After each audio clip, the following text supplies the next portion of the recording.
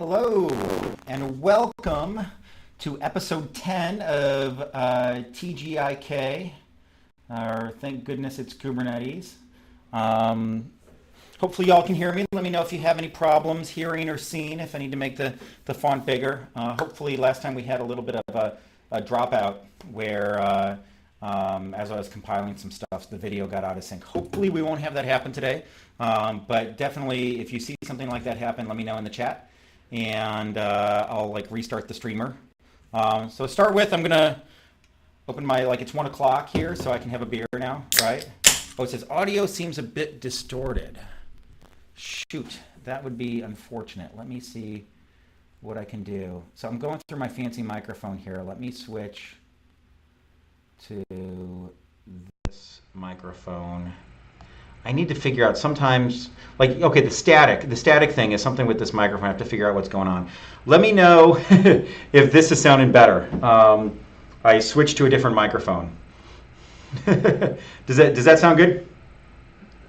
All right, sounds better. All right, so it's not as fancy, but it'll work. So, so first of all, I'm drinking Rainier beer, and this is in honor of my friend Chris, who's currently, or at least was supposed to be climbing Rainier this morning.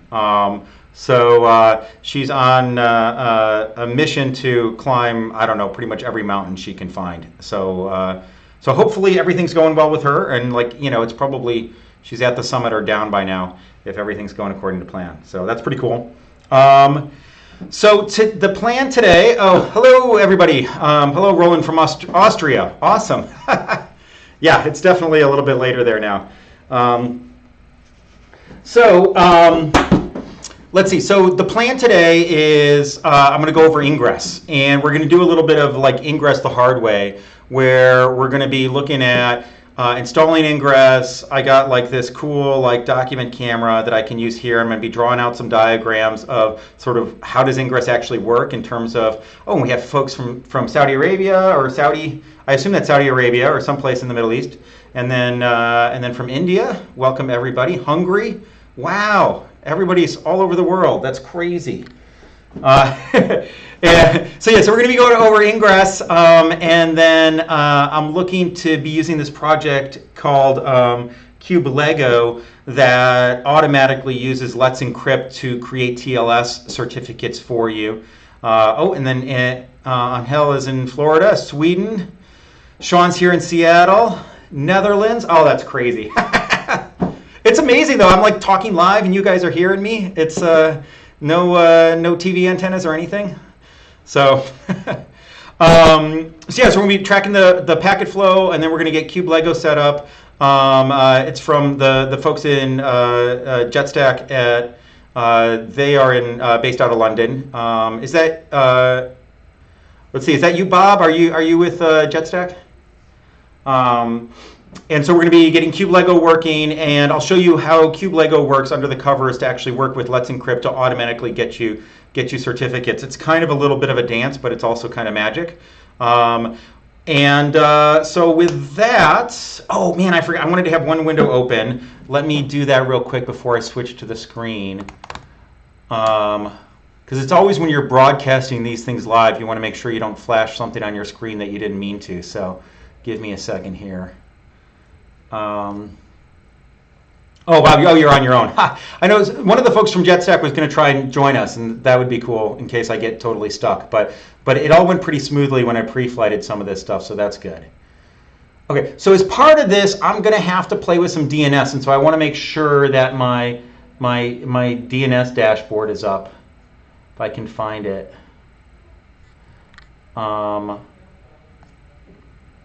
There we go. Okay, cool. All right, so let me go ahead and switch to my screen. I want to do a little bit of sort of out and about what's happening in the Kubernetes world this week. And it was out last week too. Oh, and so so let's see. So the first thing, I was out last week because all of Heptio was at an offsite, and we went to this town outside of Seattle called Leavenworth, and I think it was one of these things where. And I'm probably getting this wrong, and hopefully I'm not offending anybody, where it was one of these towns where a small town, not clear how, what their thing was going to be, and so they they decided to make the whole town Bavarian, and so you go there and like everything's in a Bavarian style, and all the signs, even like the gas stations, are all Bavarian and everything. And so we stayed in this lodge, and they had this awesome piece of artwork in the meeting room that we were staying in, and we bought it, and it's now the first sort of part of the Heptio art collection. So I'd like to show it to y'all. This is the art that we bought. It's a little bit heavy, but hopefully I can get it in there. Let's see. So you can see it's this beautiful print of a painting of a bear and her cubs canoeing. And then we all signed it to commemorate our first offsite. So we now have Bear Canoe, and we're going to hang this in one of our conference rooms and name that conference room Bear Canoe, or maybe Smokey or something, I'm not sure. So the first piece of the Heptio art collection right there. And then the other notable thing that happened this week is, from the Heptio point of view, we have this project called Sonoboy. And what it is it's, yeah, it's full of bears. Sonoboy is a component, it's a system that you run in a cluster, and it collects a bunch of information about that cluster and runs some tests.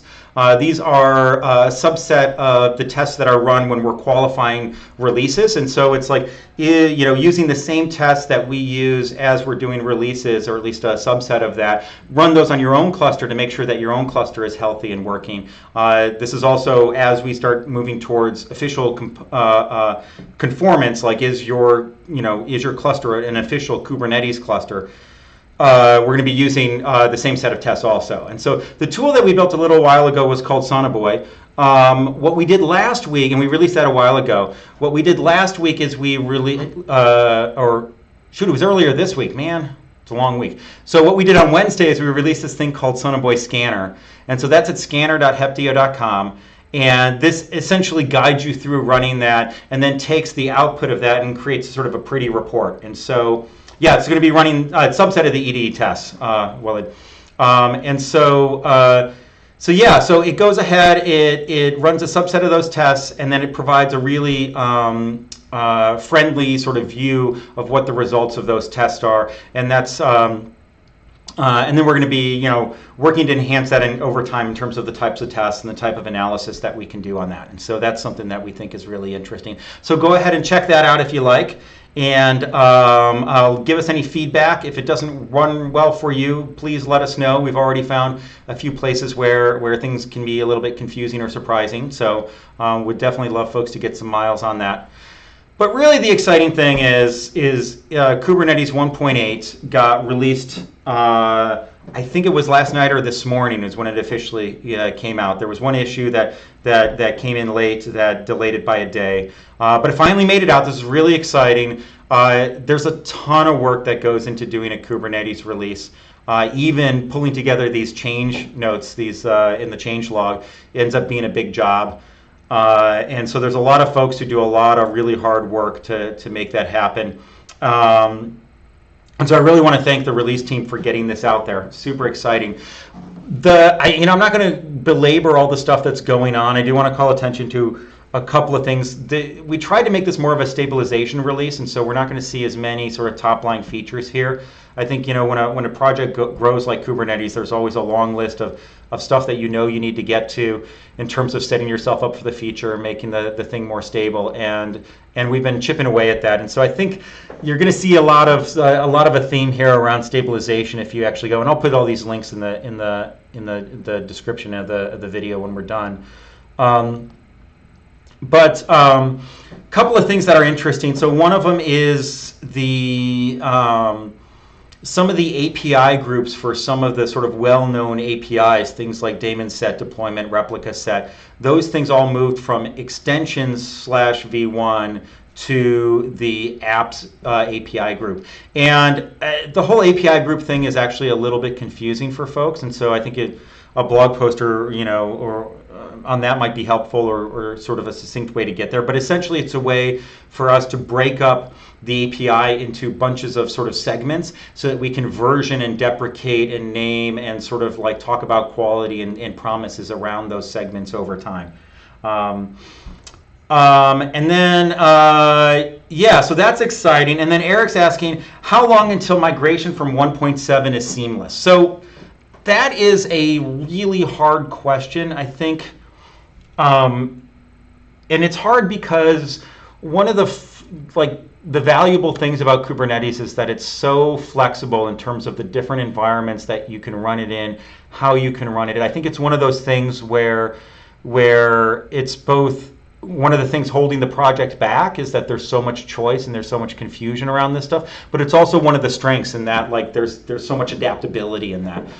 And so there's a long-term effort around building up sort of a shared tool set over time so that we can drive more and more commonality where appropriate across so many of these projects. And in the kube-adm stuff coming out of the cluster lifecycle SIG is one of those places where we're concentrating some of that effort. There's also work on and kube-adm assumes that you already have machines that you're going to be running it on. There's also work about sort of trying to find ways to capture sort of what is the shape of the machines that you want so that we can use that to drive things like AWS or GCP or what have you, or Azure, for actually creating the VMs. And so both of those things are sort of works in progress. That being said, if you did create your cluster with kube-adm, there is a new upgrade command here, and so we're starting to chip away. It's a little bit, some of these things are a little bit more, early, and so there's still some work going on there to actually make these things super smooth, but we're working hard on making sort of the common tool set that we're using, which is kube-adm support upgrades. So that's something that is definitely a focus. So let's see, other stuff that's happening here. RBAC is now in GA. That's actually a pretty big feature, which means that those APIs are not going to change and folks can build on it and trust it for quite a while. The SIG Federation, the Federation stuff is actually sort of, mutating a little bit from sort of this very sort of opinionated view of Federation to a more encompassing, like, how do we deal with multiple clusters? And so that's happening in this cycle as we start looking at sort of like how people are using Federation, how they're looking at doing multiple clusters. Egress policies and network. I haven't played around with all this stuff, to be honest. So it's a big enough project here that that it's almost impossible to keep up with all of this stuff. Scheduling, there's this idea of pod priority and pod preemption, and so we're getting to the point, this is an alpha, but we're getting to the point where you can make sure that I forgot to turn my light on, where you can make sure that if something's really important that it runs, it'll run even at the cost of killing other pods that might be running on the cluster. So that's actually something that's really important that's coming down. So yeah, so as always, the release notes, there's a heck of a lot here. And so check this out. If there's new features or stuff that you think is super interesting that we should go into, I think that would be great. I think, based on Eric's question, I think it might be interesting for us to do, and this is something I'm going to have to practice, but for us to do an upgrade from 1.7 to 1.8 using the kubeadmin tools. That I think is going to be really useful and might be something that we want to do. So right now, so kubeadmin, so usually as these first versions come out, we don't have getting all the versions and releases lined up as seamlessly as we'd like, and so I believe getting the Debian repos and the RPM repos, usually those will lag a few days before those things are ready. Let me take a note here. I'm going to check into that and make sure. Okay, so yeah, so Tim says folks are working on getting that out ASAP. So that's definitely something that we know. Okay, so with that, I think that's some exciting stuff that's going on. I don't want to delay too long before I start talking about Ingress because I don't want to run out of time. Okay, so I'm going to draw some pictures here so that you all can see, and we'll talk about what Ingress is. Okay, so right now, there's different types of load balancing, and really this comes down to is how do you build a scalable web service, present it to the world, and get traffic into that service in a way that's stable and creates a sort of degree of separation between the stuff that you're running on the back end and what people are using to actually talk to your stuff from their browsers. And so the general idea here is, we have, the internet. and we have, you know, our user here. And they go through and they say, I want to go to, you know, foo.example.com. And then they go and they talk to, you know, through the internet, they talk to a DNS service. And then, you know, this comes back and that goes to, you know, 1.2.3.4. I pity the person who actually has that IP address.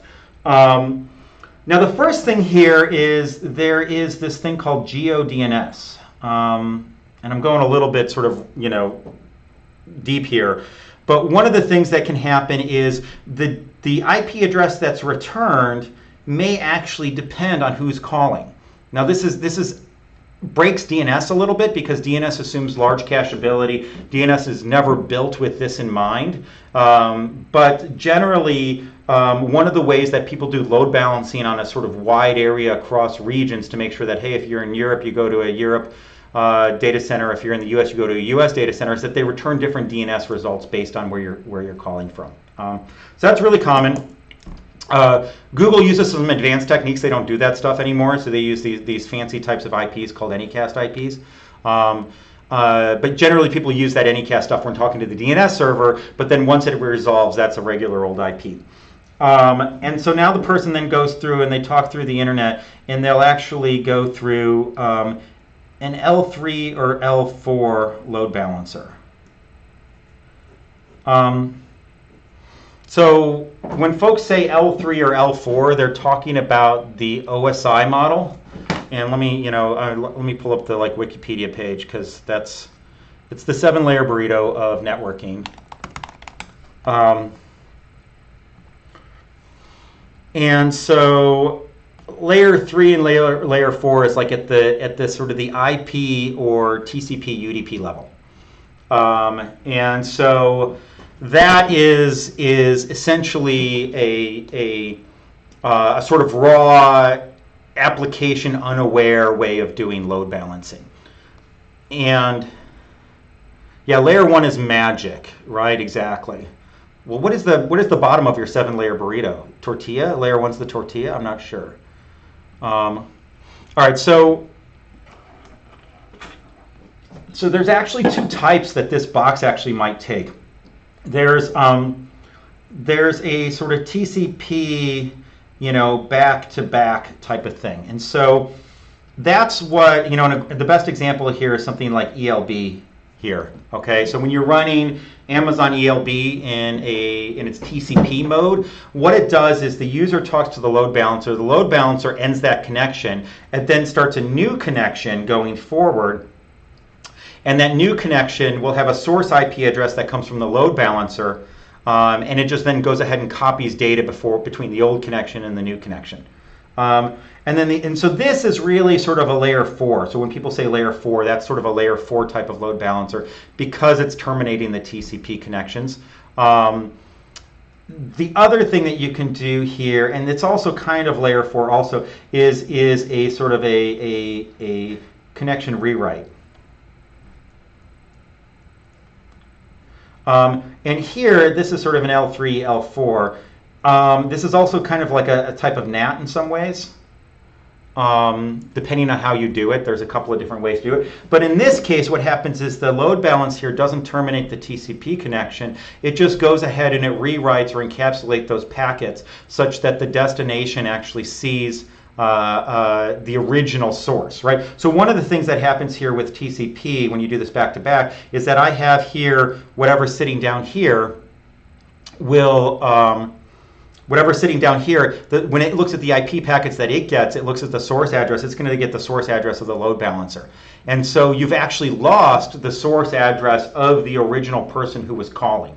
And there's a couple of techniques that are kind of a little hokey for dealing with that. But when you're doing the second one, which is sort of a connection rewriting, it goes through and modifies the destination, but it leaves the source IP address the same. And so sometimes it doesn't even need to modify the destination depending on how things work.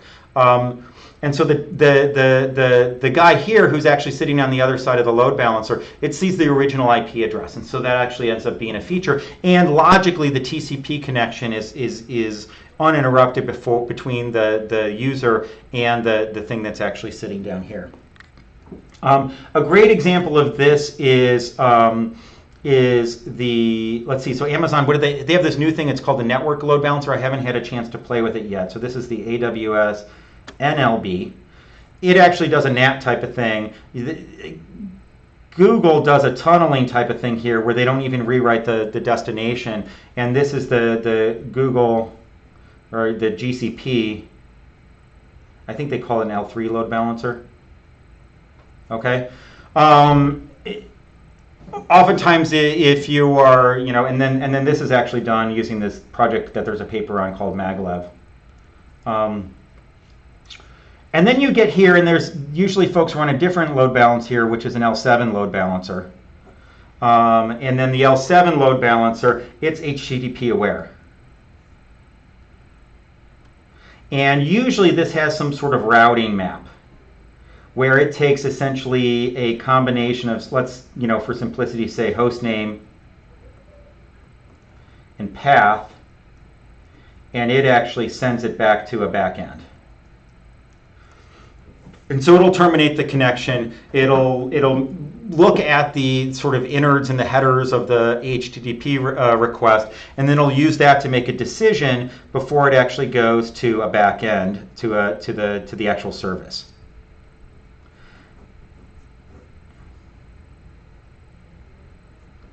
And so this is sort of virtual hosting for the cloud in some ways. This thing is going to have a single IP address generally.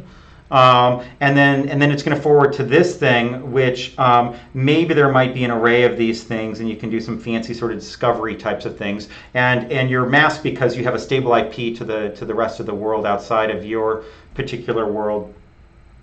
And then the L7 stuff, behind that AP, you can host multiple host names, multiple services.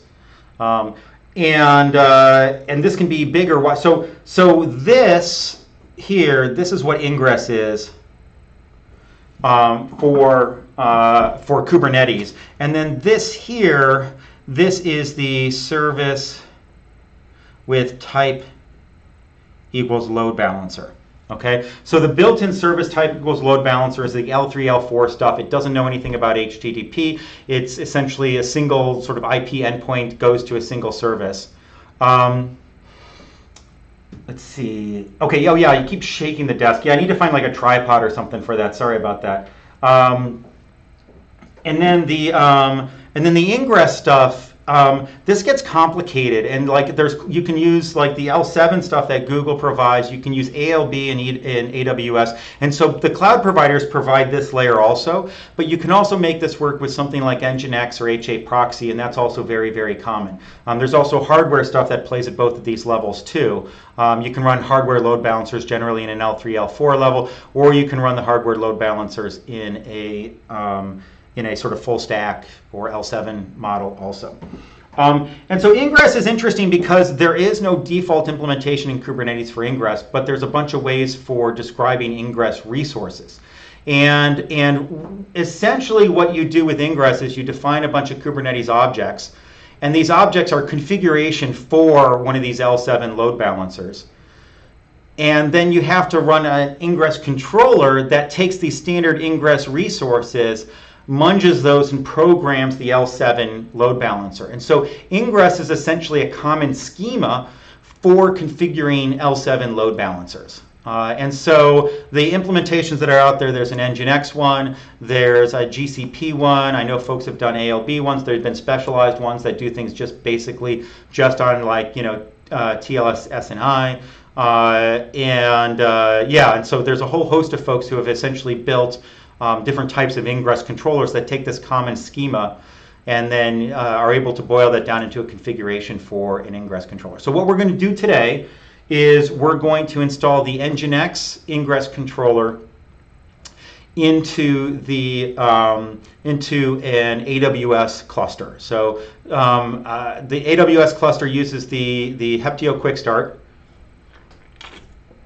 And oh, thank you, Daniel. Yeah, if you guys have any questions on that stuff, let me know, and I'll dig into some more detail. This is complicated mind-bending stuff. The thing you got to know about networking is it's actually not that hard because you're just dealing with packets at a sort of like programming level. The hardest thing about networking is actually figuring out what the heck you want to do, right? It turns out that there's so many degrees of flexibility that you can really get yourself in trouble. You can do things that look good on paper but don't work in practice. And so you see these patterns over time that evolve, and it's really about, you know, finding the right way to describe and coordinate this stuff. Okay, so yeah, so we're going to do the nginx Ingress controller on top of an AWS cluster launched from the Heptio QuickStart. And so let me go ahead and switch back to the screen. And I have a cluster running. And if you guys haven't seen this before, there's a link, I'll put that in there too, but if you do Heptio QuickStart, this will take you here. This is QuickStart for Kubernetes by Heptio. This is essentially just a CloudFormation template that launches some stuff and then uses kubeadm to configure a cluster. We just updated this to the latest version of 1.7. I think we're going to wait until we can do some really heavy testing on the 1.8 stuff and see if stuff shakes out. We update this about once a month so we're going to wait a little bit before this gets updated to 1.8. But maybe I'll try doing the update manually and we can actually play along with that. That might be fun for a TGIK. So after you do this, you get one of these, so this is a CloudFormation stack, and then one of the outputs is this command line. You run this, and magically you get a, you get this kube config. And this is the configuration of both how to reach your cluster and then how do you authenticate to the cluster. I run this, which sets the kube config to this one. It's an environment variable. And then I also alias k to kube control. So I can do k get nodes. And you can see that I'm actually running 3 nodes plus a master here. The status used to actually say, you know, which of these was the master. And that got disconnected. I think that might have gotten fixed for 1.8. I'm going to have to check it out. But if we do this, we can actually see the kernel version, the OS image, and then let's see, is it labels? Let's see. Oh no, what is it? Okay, so and then there's a way that you can actually say show me the labels. Darn it. Show labels. There we go. So nodes get labeled also, and you can see that there's all sorts of metadata about, you know, these are all T2 mediums. You can figure out which one's the master this way. Where is it? Boom, boom, boom, boom, boom. Which one's? I'm going blind. There we go. So this annotation or label on the thing actually says it's the master. Okay, so we have a cluster. Oh, Roland, hasn't been changed. Okay, I'll you know, maybe that's going to be a good starter project for somebody who wants to fix something. You know, people argue about stuff. It's so hard because like this seems like an easy thing, but I'm sure we're, you know, there's going to be some argument about whether it's appropriate or not or what to name the thing. You know, it's not open source if you're not bike shedding. Okay, so what we're going to do here is there's Kubernetes /Ingress, and this includes sort of examples and tools for building Ingress controllers. There are Ingress controllers that aren't here, but this is where some of the sort of canonical place to go. The definition of the Ingress stuff is built into Kubernetes.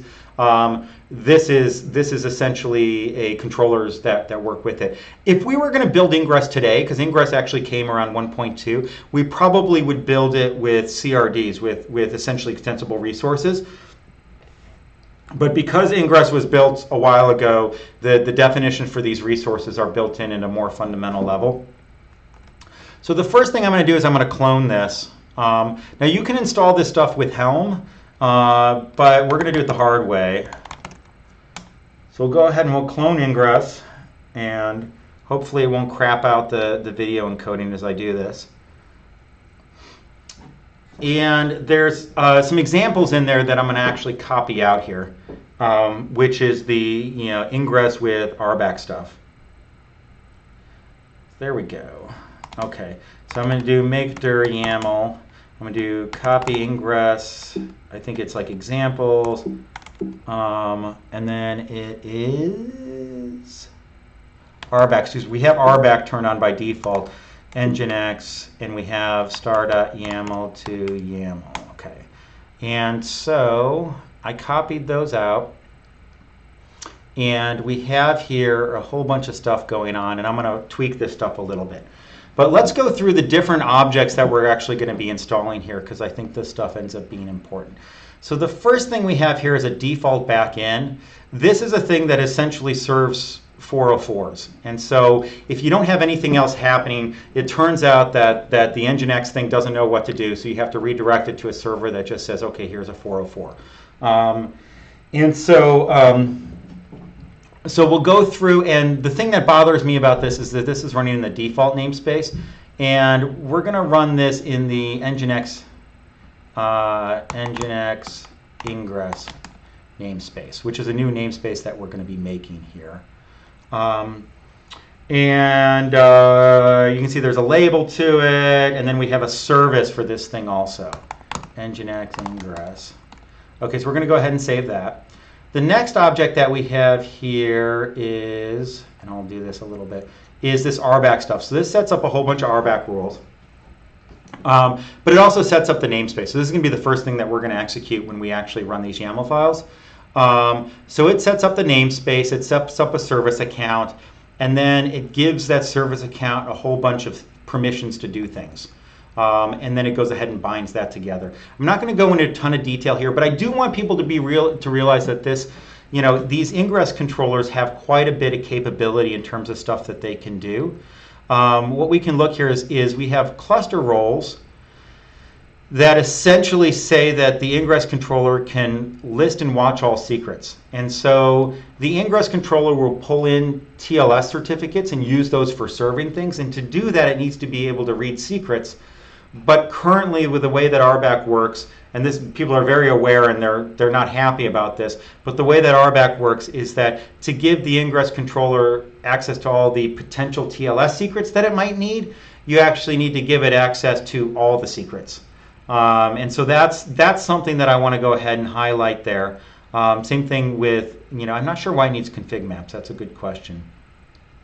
And then obviously it's going to need access to the Ingress objects too. And so that's not unexpected. You'll notice it's not writing anything, at least. So that's good. It doesn't actually modify stuff. Oh, and then events, it'll create events. And it will update the status of Ingress, right? So that's something to be aware of. Now Ingress controllers actually work cross namespace. So you can install one Ingress controller, and it can then go ahead and collect all of the rules from all of your Ingress instances across all your namespaces, and then integrate those into a single configuration. So this is a great way to create sort of a single tier of L7 load balancing that works across your entire cluster and across multiple namespaces. This is also good because it saves you money, right? You can allocate one single sort of ELB, and then you can funnel all of your HTTP traffic through that and use something like nginx to be able to essentially then redistribute that to all the different applications that are running in your cluster. So that's the RBAC thing, and then there's the service. We hook this thing up. This thing is actually doing node port. We're going to actually do load balancer instead, because we're running on Amazon, and this will actually cause this thing to create an ELB. So we're going to go ahead and do that. We'll take the node port off here because I don't care which node port gets allocated. If you're not running in a cloud, you can use that node port thing, which essentially says every node in the cluster gets one of these. So that's one option. It turns out that node port does not work with CNI networking backends. Or wait. No, node port does. Host port doesn't. So, okay, don't worry about that. The other thing that you can do is you can actually get rid of the service for this thing altogether, and you can launch your Ingress controllers using host networking, which means that they essentially don't use your fancy sort of containerized networking. So if you're using this as sort of a common utility across a whole bunch of users, you can sort of run it in a special privileged way such that you're skipping some of the hops that we're going to actually see happen here. And then we have the Ingress controller itself. there's a standard container that we're running here, and we pass it a couple of flags here. All right, yeah, see, I'm sorry about that. Didn't mean to freak you out. Yeah, so it's host port that's broken, not node port. It's confusing. So node port essentially says allocate a node allocate a port on every node that forwards to this service. Host port says I want to allocate for this particular pod on this particular node. I want to actually create an incoming port that gets mapped. And so the downside about host node ports is that it can cause, like, things can come in and then they can bounce around within the cluster. So you may actually come in on one node and then bounce to another node to actually find the job. There's some extended sort of annotations that you can use to actually sort of say, hey, if you hit a node and it happens to be an instance for there, use that one instead of actually bouncing around. We're not going to be configuring that stuff right here.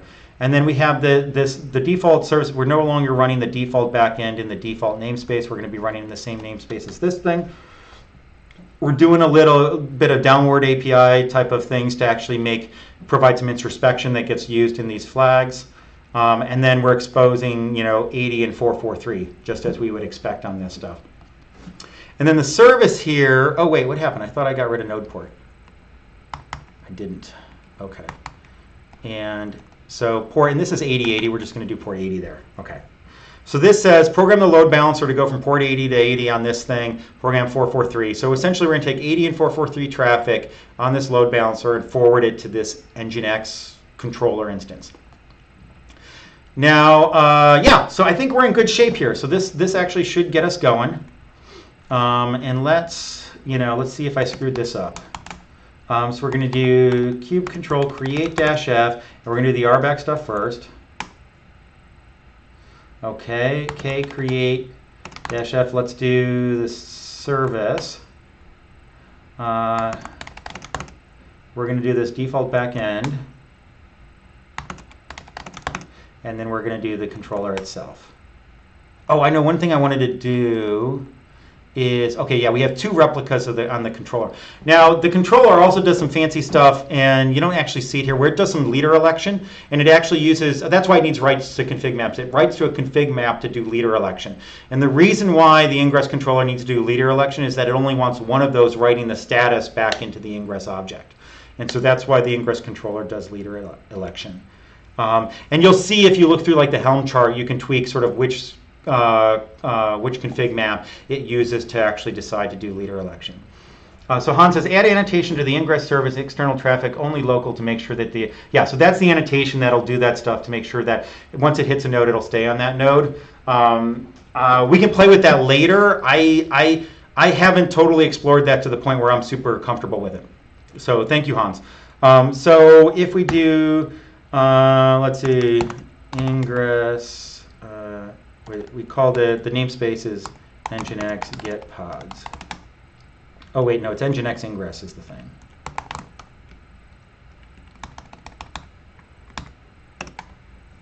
All right, so we have the default backend and our two Ingress controllers. Let's do all, that'll give us a bunch of stuff.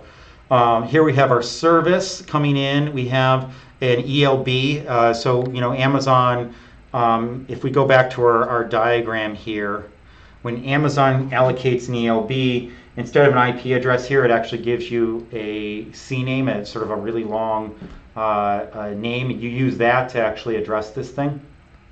And what they will do sometimes is over time is they'll actually rotate the stuff that IP that's backing that load balancer could potentially change over time. I think they try and do it in a relatively responsible way, but that happens when things are growing and shrinking. Okay, so XYZ asks, what happens if resources are created out of order? The answer is nothing much. I think the biggest thing you want to do is that you want to make sure you create the namespace and I believe the service account before the rest of the stuff. And so that RBAC thing is the most important things. A lot of times when people are structuring their YAML, the thing that needs to come first, they'll like prefix that with a 00. And if you do that right, then all you can do is you can just do create -f with dot, and then you'll actually get going. Okay, and then so questions about only local is now just local, at least with GCP. Yeah, I haven't looked into this stuff too closely, so that's something that is on my list, and I think it's still kind of a little bit experimental. Okay, so we got this thing up and running. Now we need a workload to actually forward this thing to. So let me go ahead and start something there. Oh, let me switch back to the screen. And I'm sorry about the desk shaking. That's I got like the standing desk, and it usually doesn't bug me too much, but that camera definitely shakes around. So I have my standard thing, which is the Kubernetes up and running daemon, which is a little sort of example demo application that I wrote. We're going to go ahead and copy this. Kube control run. Obviously, your workload is going to be more complicated. Replicas equals 4, 5. Let's do that. Okay. So this will happen in the default thing, and there we go. We're up and running these things. Okay, and so Hans says the only local annotation passes the colors IP to the HTTP header so the service can actually see. Otherwise, the service only sees the internal Ingress service IP as color. I think it's just like when you do some of that east-west stuff that the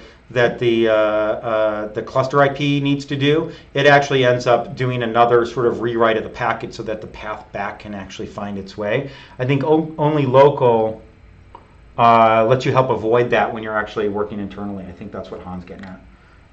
Okay, so we have this thing up and running. We need to expose this with a service, kube control, or K, expose, quard D, and then we're going to do just port 80 here. So we're going to do port equals 80, target port equals 8080. I think that works, no? Okay, resources, oh, I have to do deployment. There we go. And here we have our service here for quard D. So, so there we go. Now, let's go back and we're going to actually we're going to do a little bit of voodoo here.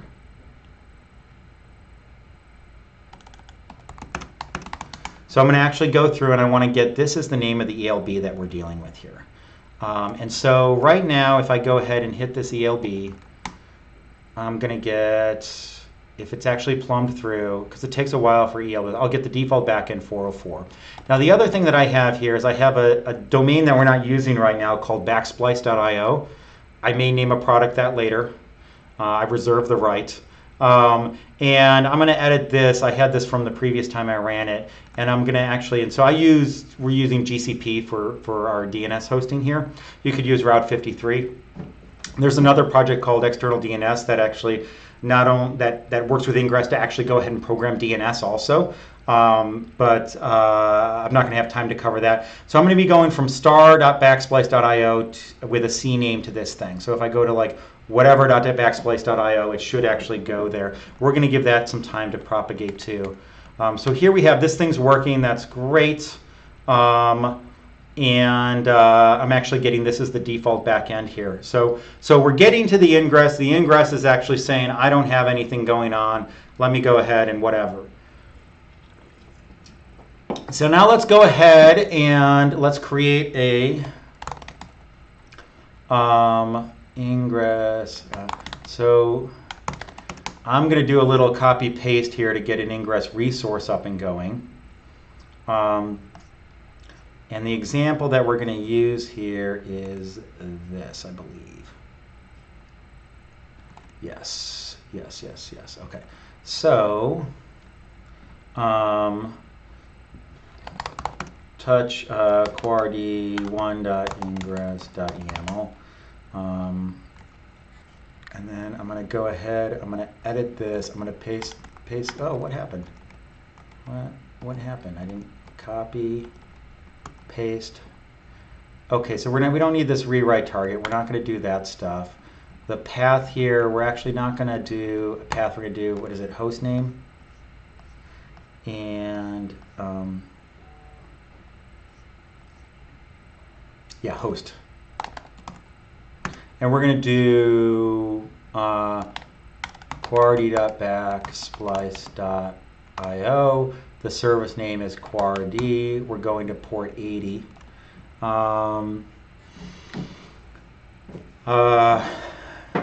Okay, yeah, so Alejandro and Hans are talking about the proxy protocol. So this is something when you create an ELB load balancer, it actually does this like binary header in front of every TCP. I think, no, it's actually a little text header in front of every TCP stream that it forwards to essentially say, here's the original source IP address for this thing. And then you can program nginx to actually understand that and then hoist that into a header. So now the HTTP that you get will actually have a header saying, here's the original IP address for the request that's coming in. I haven't configured that. That's a little bit more complex configuration. There's an example in the Ingress repo for being able to do that stuff. Okay, so XYZ, I apologize if I missed it, but what do you plan to do with the DNS for the L7 load balancer? It's the same ELBs for both L3, L4, and L7 LB. So what you end up doing, and let me switch back to my dock camera, is we start here and you're going to like foo.example.com. That resolves to an IP address or a CNAME with ELB, but regardless, it eventually ends up as an IP address. That ends up being your L3, L4 load balancer. And so DNS maps to essentially your front door.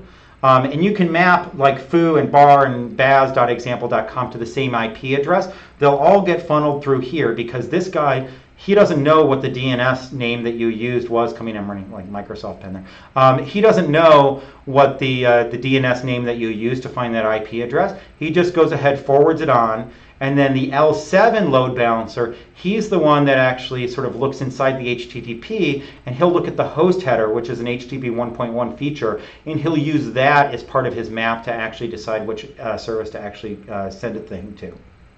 Okay, and Elric's saying, it says, do you have to put this sort of Kubernetes.io ingress.class, the nginx thing there? I think you do, and I think theoretically you don't need to, because it doesn't actually talk about this here. But when I did it, it actually didn't work. So I was gonna like try that again and see if I get stumbled on it. But like I think, let's go into the examples here and make sure I get the right. Okay, so and I'll explain for a second what that header is that Elric's talking about. Let's see. There's a whole bunch of like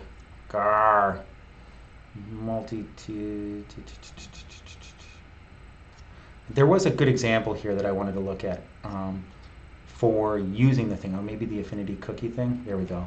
So yeah, you need this thing here. Okay, ignore that. And so, oh wait, this was a annotation on the Ingress. All right, so what this is saying here is you can have multiple Ingress controllers running on the same cluster, and this essentially says this Ingress actually applies to this Ingress controller. So that's how it goes. So Alejandro says it's not required to set the class, so the GC and Ingress controllers will read it if you don't have it set. If it's either blank or not, then they'll use it. But last time I tried it, I don't know, maybe this is a regression with the latest nginx controller, but the last time I tried it, it didn't seem to work without actually putting that thing on there. So if I do this right now, and we'll go ahead and we'll do, let's see, k create -f query. So this will actually do the, oh wait, okay, so error validate, kube with HP ingress path. This is not a useful error. Ingress paths. Maybe I have to do, okay, shoot. So this is, okay, so this is one of the problems that, like, when we define, oh, sorry, I didn't switch back to the screen. I'm getting this error, HP ingress path. This is not a useful error. And because what happens is that all these sub-objects that are nested in the YAML, they each have names. And those names, like, nobody sees those things. All you ever see is the top level things, then you sort of deal with these nested things. And so the HTTP ingress path, I don't even know what object that is that I screwed up here. So what did I screw up here? So paths, path, backend. So now I can do Ingress API, ingress path. We'll look to see what that is. And I screwed up something here.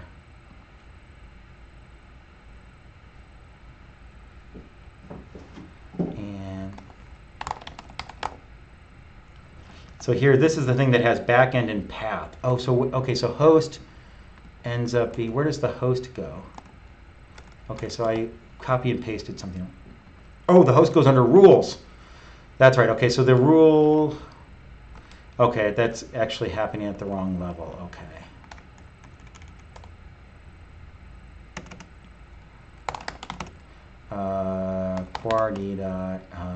Backsplice.io. Okay. So there we go. Darn it. Okay. Expected type array for rules paths and only got, oh, I need to do, there we go. Okay. So I got that thing running. So I can get the ingress, and it actually says, okay, the host is this, and if I do, let's see, does it give me more data? And there we go, and it looks like this should work if all goes according to plan. So now let me show you a trick here. So if we do k namespace is nginx ingress get pods, here's one of my ingress controllers. I can actually go through and do k, let's do, I can look at this and it says, oh look, I saw an event change for ingress. Let me go ahead and rewrite stuff. So it's actually reloading stuff as it does that.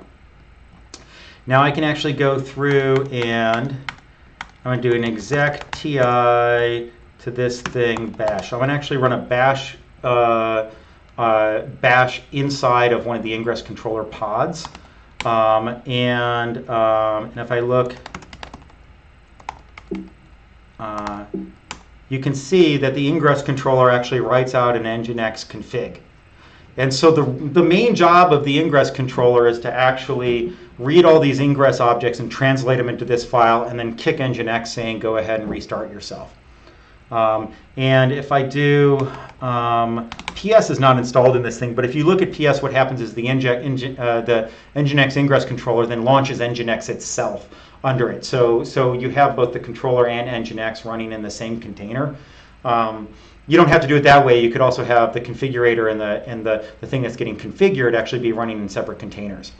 So James says, it seems if multiple ingress controllers are running, then they will all process them if the annotation is not present, though it's not very clearly specified in the docs. I think maybe that's the case, and I think maybe that was confusing folks, and so maybe that's why they made it required. I don't know. I'd have to dig into that. That's a really good question. This is with respect to adding that class annotation and needing to do that. All right.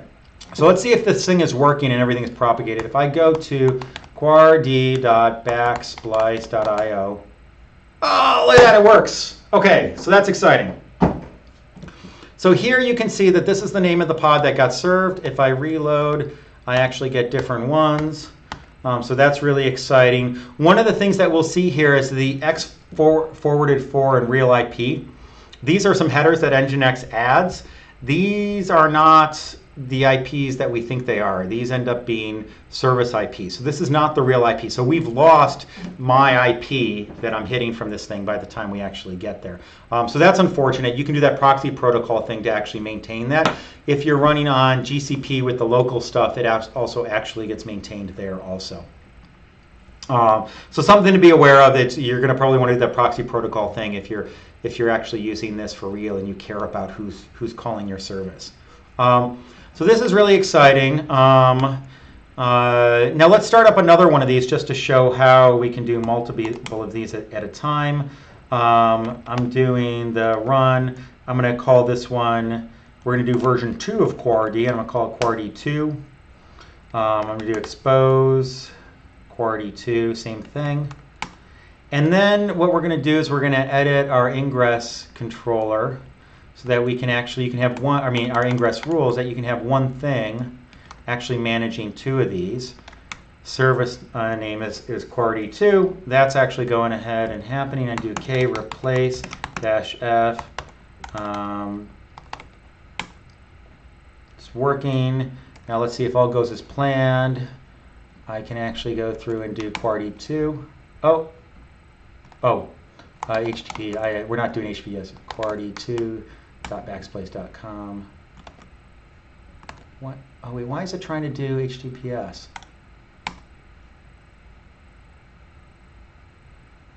Oh, you know what?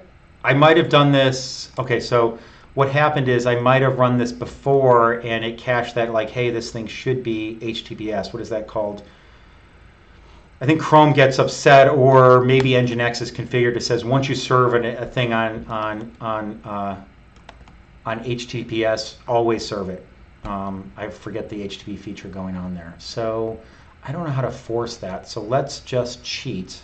And we're going to make this thing be -2. And we're going to go ahead and, yeah, HSTS. Yeah, I may be able to do it with private browsing, but what we're going to do is we're going to cheat, and we're going to do -2. There we go. And so you can see that this is the name of the pods here is QuarD2. Now the other thing I can do here is you can do multiple ingress, and this could actually work across namespace too. And let's go through and edit QuarD2. We'll call this Canary.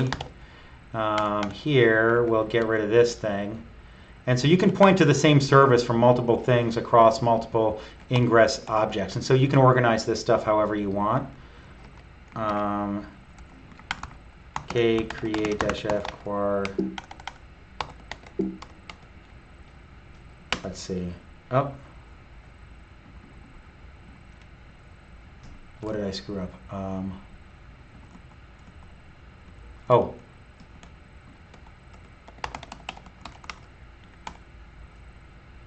Okay. Oh, I forgot to change this. Oh, that's a test ingress. We'll do. I should have changed that earlier, but there you go. Okay. And so now, if I do QuarD Canary, I can see that that actually goes to the same service. So that's kind of what we would expect to happen. So that's the basics of how Ingress works. Now, I'm pretty much at my hour here, but I'm going to go over because, number one, I still have beer, but number two, I wanted to show this really cool thing that's magic, which is called kube-lego. And so this is a JetStack project, and what this does is it automatically goes off and uses Let's Encrypt to get TLS certificates for your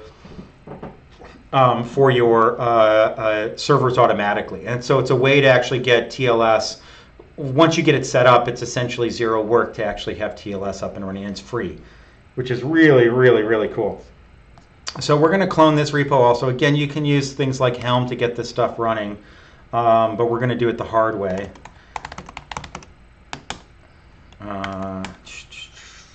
So we'll go ahead and clone that. And then there's a directory in here that we're going to be using. So this is examples, nginx. So this is, and we're going to want the Lego server here. So that's the thing that we're going to actually be copying out here. So cd yaml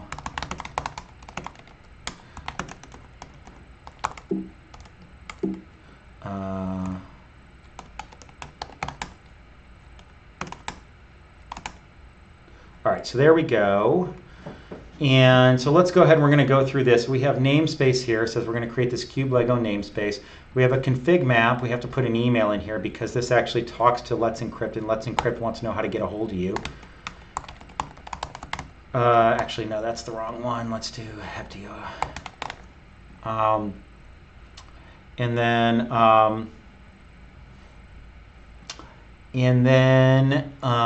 we're going to run this deployment here.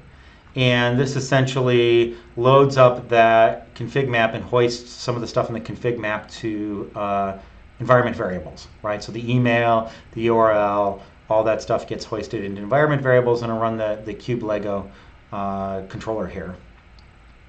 So Mondo's saying he'd link to GitHub, but the chat doesn't allow links, which makes me sad also. But he's saying that you don't actually need to set the Ingress class, otherwise it'll default to nginx. Honestly, Mando, I mean, you might want to try it with the latest versions, because when I tried it, I think I saw the same thing Elric did, but I'm not 100% sure. So I did have to add that thing back when I was doing it, but I didn't really dig into what was going on there, so I may be wrong about it. Okay, so we could run this and the thing would boot up fine, but it wouldn't work. And the reason it wouldn't work is because we care about RBAC, and this doesn't say anything about RBAC. So we're going to create, and the kube-lego guys want to fix that. I think it's on their list. But we're going to create a new file here. And we're going to call this 01 RBAC.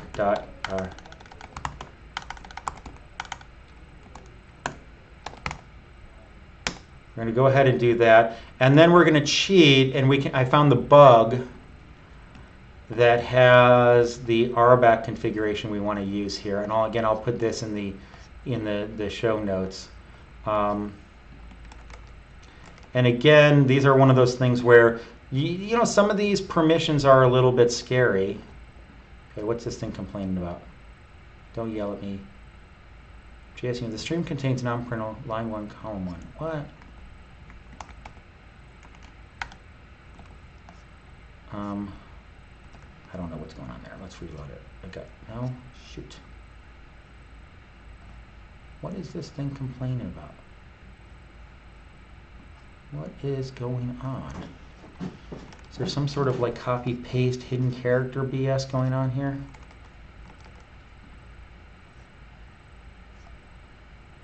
Oh, it's this. Ha ha ha ha. There we go. I copied the thumbs up from down here and got confused. All right, so this thing is updating and modifying all sorts of different stuff, including secrets. Some of this stuff is just within its own namespace, and some of this stuff is actually cluster roles. It is able to sort of, it needs to modify the ingresses. I don't know why it needs to modify and update ingresses and create them, but it does. And then within its own namespace, it needs to create a service also.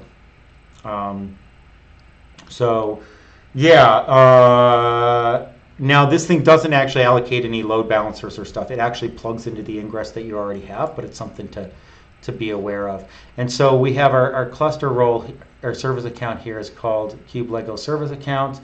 And then we need to actually put that into the spec here. It's service account name. I believe that's the right key there. And so I think if we go through and if we go ahead and apply this, k-create-f dot, let her rip, let's see. Okay, so we created a namespace, service accounts, the deployment, all that stuff. We're up and running. Let's see, that thing is ready. We can look at this and we can do logs, and it's actually giving us some logs and stuff. It says it modifies the ingress objects to set the load balance IP host name. Okay, well, we'll see that. We'll try it out and we'll see what it does. All right, so we're up and running. So we're mostly there. The one thing that we have to do yet is we have to actually modify our ingress objects to tell them that we want to activate Lego. And then we have to name the secret that it's going to actually store this stuff into. So let's go ahead and do that. So we're going to go back and we'll do the core D1 here, core D1. And if we look at kube-lego, I think it has some like examples of what you have to put in there. And so you have to add an annotation here. So we'll go ahead and we'll add that annotation. So it says Kubernetes.io TLS Acme true. Now these guys, this is not an official Kubernetes project. They should probably say like, you know, jetstack.com or something like that. So it's a little bit hokey that they're actually calling this Kubernetes.io, but whatevs. It'll work. And then I have to actually do something like this, where and this is part of the common spec for the ingress rule. Is I'm actually going to say, you know, this will be quar d1.tls, and the things that we want to get is going to be quar d.backsplice.io and quar d2.backsplice.io. And so, okay, so let me explain what's going on here. So we're saying we want to activate Lego on this thing. So we're saying do a TLS Acme thing going on. And then we're saying, hey, we have this magic certificate stored in a secret called quard1-TLS. We haven't done that. That doesn't exist yet. And that certificate is good for these hosts. And so it says, hey, nginx controller, grab the details of this certificate, go ahead and install it for these hosts. And what happens is when I push this, the Lego controller is going to say, here is a ingress. It's referencing a secret. That secret doesn't exist. Let me go ahead and create it. And then it'll actually go ahead and talk to Let's Encrypt to get the certificate, do all that on our behalf, and then go ahead and write that into the secret. And then the plan is that nginx then will notice, hey, the secret finally came, and it'll actually kick nginx again, install that new secret, and actually the whole thing will work. So James says, in order to solve the Acme challenges for GC, it must edit existing ingresses. For nginx, it creates new ingresses with just the Acme challenge path set for the relevant host. Yes, it will actually, we'll see how that happens, James, because it does the same thing here. So if I go here and if I do replace, oh, that actually worked. Okay, now magic is happening behind the scenes here. So the first thing we're going to actually see is, let's look at all the objects in the kube-lego namespace.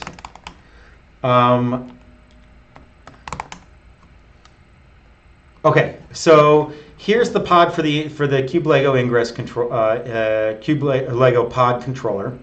Here's the service for that thing. So it creates a service, and there's the deployment for that.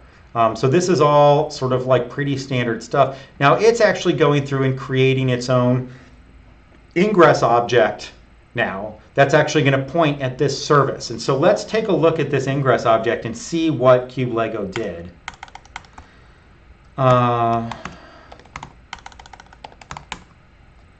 So what we see here is this thing's coming in and it says SSL redirect false, which means that, hey, if something comes in and they're not asking for SSL, don't try and redirect. And this helps it work the first time before the TLS is actually up and running. And it says, okay, for quard2-backsplice.io, I want to go through and I want to actually, for this path, which is the Acme challenge path, I want to go through and I want to redirect to the Lego service.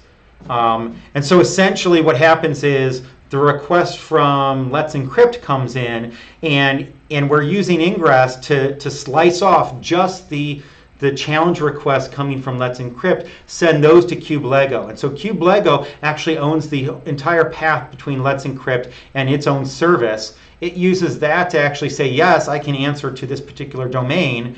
It then goes ahead, gets that secret, and then writes that into the secret that we specified in our ingress rule.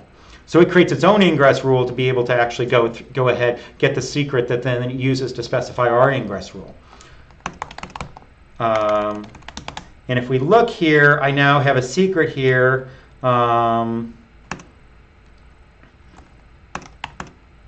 I don't know. I'll flash it on here because who cares? And we can see like, oh yes, we have like a real secret with lots of stuff. Now what happens is now we're referencing that. Now nginx should go ahead and pick that up. Well, it turns out there's a bug in nginx right now where when it creates the rules and the secret doesn't exist, and then at some point in the future the secret does exist, it doesn't notice the secret coming in and actually go ahead and kick itself, right? So what we're going to do here is we're going to fake it out a little bit. So we're going to go back to this thing here. We're going to add an annotation here. We'll do foo bar whatever, and then we'll go ahead and replace that. And that's just enough to sort of tickle it so that I'll reload the nginx stuff. And now I should be able to go to, now if I go to quard.backsplice.io, look, HTTPS. So magic, absolute magic. But if I have my canary thing, which we didn't actually do, that'll still be HTTP. Right, so you can actually separate out based on which ones you want TLS for and which ones you don't want TLS for. And if we go through and let's look at the logs of the Ingress controller again, what you'll see is, so here, okay, so backend reload. So it says, oh, look, I don't have this certificate. Let me go ahead. I got the secret, and then I'm going to go ahead and add it to the local store. So now sitting on disk for the nginx controller is the essentially the bits for my secret, for my TLS certificate that we went ahead and got from Let's Encrypt. And this is all automatic from now on. So from now on, it'll do the automatic refreshing and rotation and all that stuff. And this is a general service that anybody using Ingress, by just adding a couple of annotations and to their ingresses, automatically can upgrade it to HTTPS. And then the thing to keep in mind here also is that this is HTTPS. Let me actually go through and switch back to my dock camera. When we're doing this stuff, this link here is HTTPS, is TLS encrypted. And then this link here, this is TLS encrypted. But then the link here and here, this is plain old HTTP. So there are probably options in the nginx controller, I haven't explored it, to essentially start securing these links between the L7 load balancer and the backends. But this is a really common pattern here, is you'll actually see TLS to sort of the edge of your data center, and then non-TLS inside of your data center as things are going on.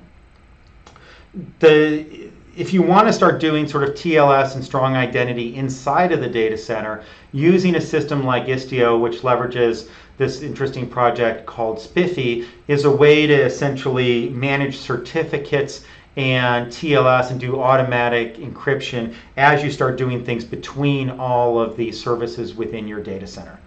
So let's see. So I'll take a few more minutes. I want to show folks an interest. If I do NSA Google Smiley, this is, all right, so this diagram here. You guys remember seeing this? So this was one of the leaks coming out of the NSA. And Google engineers used expletives to talk about this. Oh, Tim says that the 1.8 bits are live for kubeadm, so that's very exciting, so please go check that out. All right, so GFE is the Google front end. This is the name for Google's L7 load balancer. And this is essentially the diagram that I drew here. Oh, I'm still on the oh, wow. Okay, let me switch back, sorry. Okay. I apologize. I got to get better at that. Okay, so do you guys remember when this thing leaked? This was part of the Snowden reveal, leaked from the NSA. And this is diagramming how they actually viewed. Yeah, someone did a run. This pissed off people at Google. Lots of expletives here. And so what happened is that they were actually tapping Google's networks and were able to actually get in. And what they have here is, here's the internet. Everything before the L7 load balancer is all SSL TLS encrypted. And then everything that's going on inside of Google's network was clear text. Now, the mistake that Google made here is, I don't believe, and I might be talking out of turn. I'm an observer here. I was not super involved in this stuff, but I don't think that any of the networks inside of Google's data centers, at least as far as I've heard, were ever compromised. But Google buys a lot of dark fiber to actually connect data between data centers. And so this is fiber that's not behind a chain link fence. And that means that, it's out in the open. Somebody could dig a ditch and perhaps tap one of these things. And it's likely that the NSA did. And so the mistake was within the data center, things not being encrypted was not that big a deal. I mean, it's still good to have it encrypted. But as things moved between data centers, also things may not have been encrypted. And so you can imagine that Google did not let this sit for long, and this is no longer the case now. But the diagram that I drew and the diagram here, you can see are actually pretty similar in terms of the way that you have this sort of L7 load balancer that sits in the middle, and that's where the TLS stuff comes and goes. And so you'll look at the architecture of how Istio works and how you can have policy and you can decide what we want to do when and where between which services. And you can tell that that was heavily informed by this diagram right here. So that's kind of a macabre note to end this stuff on, but you know, I thought it's kind of interesting to actually see this stuff parallel. So that's all I wanted to get to today. Do folks have any other questions before I go ahead and sign off about this stuff? Because I think this is some complicated stuff. Was any of this stuff super unclear? I don't know if I lost folks or not. It's always hard to tell. No? All right. Well, with that, okay. Oh, XYZ says, I wish there was an easy way to log the links Joe's showing without having him do more. Oh, that's okay. I'll figure it out. You know, that's why I keep all these tabs open. And I should also mention that there's a whole bunch of work going on to sort of evolve kube-lego, and there's also, I'm trying to remember the name of the service that it's actually working with, but this stuff is not standing still. I think everybody realizes how absolutely amazing it is to see this stuff happen magically. And so, yeah, so this stuff is continuing to move forward. I'm mostly an observer on that stuff, but I think it's super, super excited. Any opinion on traffic as an alternative? Is this the thing that I'm remembering? Did I look at this? Oh, so this is like a hosted reverse proxy. So this is interesting also. Or wait, this is on your private network. I haven't actually used it, so I don't know what to tell you. And then say Mark or Tim says, yeah, good blog series on some of this stuff. Yeah. Oh, and then what editor? This is all VS Code, and I have the fancy like Fura code font installed that gives you like these funky ligatures. Like, check this out. Isn't that cool? So yeah, it does funky stuff like that. So all right, well, I'm going to go ahead and sign off. Thank you very much for watching. Please, leave some comments, like the video, share it with folks. If there's something that's not clear, let me know. I may turn this into a blog series at some point to really go into the details here. Oh, wrong screen. I didn't show the ligatures. Here, let me show that real quick, just so you guys can see. Isn't that like, or you can do, ends up being, that's kind of fun. But yeah, everybody have a great weekend, and thanks for watching. And I have to figure out what my topic is next week, but we'll try and do something fun again. So, all right, talk to you all later.